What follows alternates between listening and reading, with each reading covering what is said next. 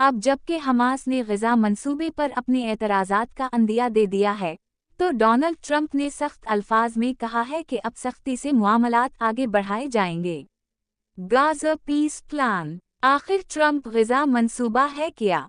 इस मंसूबे के तहत जंगी हालात की बना पर फ़लस्तीनियों के मुकम्मल इन्खला के बाद गैर फ़लस्तीनियों को ग़ज़ा में बसाया जाएगा और फ़लस्तीनियों को किसी दूसरी जगह पर मुंतकिल किया जाएगा और उन्हें वापस ग़ज़ा में आने की इजाज़त न होगी। दूसरे लफ्ज़ों में इसराइल ग़ज़ा में मुकम्मल तौर पर मौजूद नज़र आएगा। क्या इसराइली ग़ज़ा आ जा सकेंगे? जी हाँ, इस मंसूबे में कहीं भी इसराइलियों के लिए मुमानत नहीं। दूसरे लफ्ज़ों में जो सरज़मीन फ़लस्तीनियों की अपनी थी, फ़लस्तीनियों को उससे महरूम करके इसराइल को दे दिया जाएगा जो इसका हक़दार न था। इसमें एक सियासी इस्टनट ये होगा कि गैर फ़लस्तीनियों में पूरी दुनिया के लोग हो सकते हैं, मगर फ़लस्तीनी नहीं। Gaza board of peace, Trump और टोनी ब्लेयर। इत्तलात के मुताबिक 20 नकाती एजेंडे की मुकम्मल मंजूरी के बाद सदर ट्रंप खुद ग़ज़ा बोर्ड ऑफ पीस के चेयरमैन होंगे और बरतानिया के साबिक़ वज़ीर आज़म टोनी ब्लेयर इस बोर्ड के हेड होंगे। ये भी कहा जा रहा है कि ये बोर्ड ग़ज़ा की पिटी पर अबूरी हुकूमत के तौर पर काम करेगा, यानी बानिस्बत इराक़, लीबिया, अफ़ग़ानिस्तान और शाम के, जहां दुनिया को दिखाने को ही सही मुल्की सियासी अनासिर को हुकूमत करने दी जाती थी। नोट: सिवाय अफ़ग़ानिस्तान के, जहां मकामी क़यादत अभी तक अमरीका मुखालिफ है, मगर फ़लस्तीन के मामले में ग़ज़ा में खुद अबूरी हुकूमत के सरबराह अमरीकी सदर होंगे और वज़ीर आज़म के दर्जे के बराबर हेड टोनी ब्लेयर होंगे। कारपोरेट अंदाज़ की जारहियत, तो कहा जा सकता है कि ग़ज़ा में इसराइल के ज़रिए आबादी, इमारतें, ज़िंदगी और इंसान मलियामेट करने के बाद कारपोरेट अंदाज से हुकूमत की जाएगी। इस इलाक़े में अमीर अरब ममालिक खुशी खुशी तामीर-ए-नौ में माली तौर पर हिस्सा लेंगे। अमन व अमान कायम रखने की ड्यूटी भी बाज़ मुस्लिम ममालिक अदा करेंगे।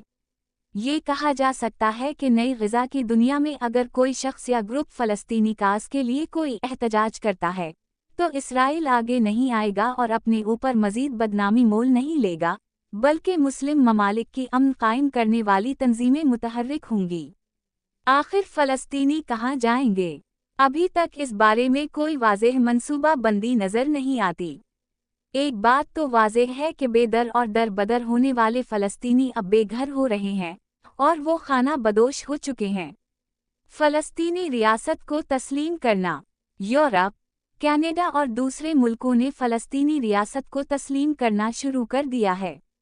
ये सब कुछ मग़रिबी अवाम की जिदोजहद और एहतिजाजी तहरीकों की बना पर भी किया गया है जो इन्होंने फ़लस्तीनी अवाम के लिए बर्पा की, और सियासी चाल के तौर पर भी।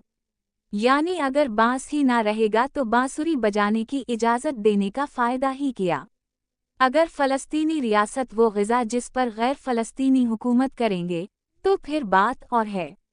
दूसरा, फ़लस्तीनी रियासत को बज़ाहिर तस्लीम करके मुस्लिम ममालिक को भी अखलाक़ी तौर पर बावर करवाया गया है कि वो भी अब इसराइल को तस्लीम करें और इसराइल के मज़ालिम को भूल जाएं।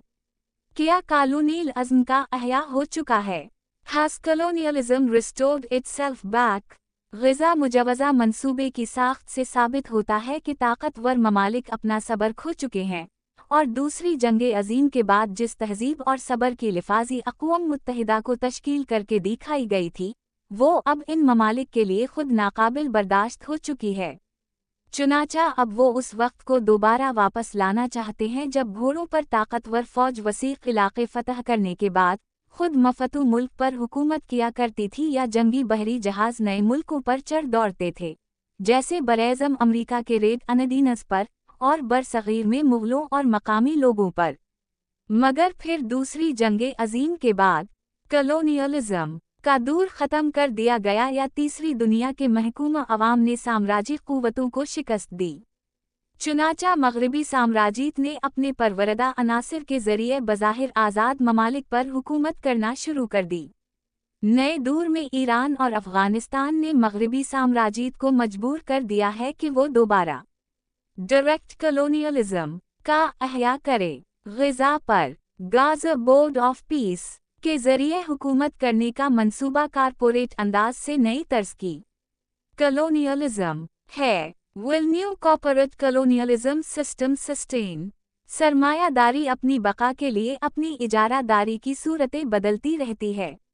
उसे ऐसा इसलिए करना पड़ता है क्योंकि दुनिया में मजलूम अवाम की आवाज़ सबसे ज़्यादा रुकावट बनती है। ये कहा जाता है कि सरमायादारी की पैदाइश ही में उसकी मौत पिन्हा होती है। अपने इन्हितात और इख्तिताम से बचने के लिए वो ताकत, तरकीब और साजिश से काम चलाती है। मगर अब वक्त इंटरनेट से बदल चुका है।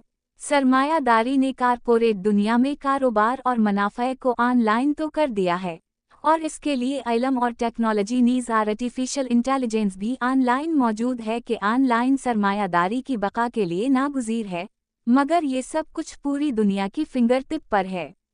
अब ज़्यादा अरसा साजिशें और फस्तायत कायम नहीं रह सकतीं।